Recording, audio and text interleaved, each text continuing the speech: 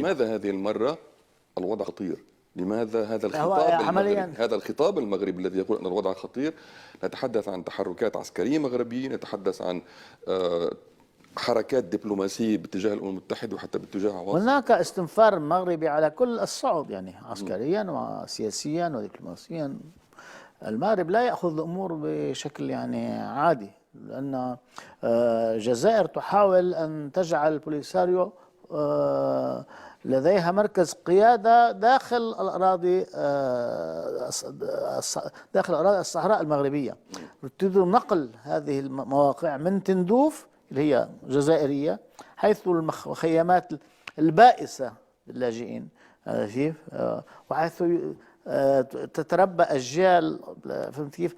يعني لا مستقبل لها، عرفت كيف؟ يعني هي تضحية بالصحراويين، مساكين الصحراويين، كيف يقبلون أن يعيشوا في الظروف التي تريد الجزائر أن تجعلهم يعيشون فيها، بينما أمامهم رحاب المملكة المغربية التي يستطيع أن يتمتعوا فيها بحق المواطنة والعيش كمواطن مغربي طبيعي في ظل ظروف يعني معيشية لائقة بالإنسان. فأنا يعني عمليا المغرب يأخذ الأمور بجدية، ولا يمكن أن يقبل كما سبق وقال ضيفك من الرباط بأي انمساس بسيادته الوطنية. هناك محاولة حقيقية لتغيير طبيعة الوضع القائم.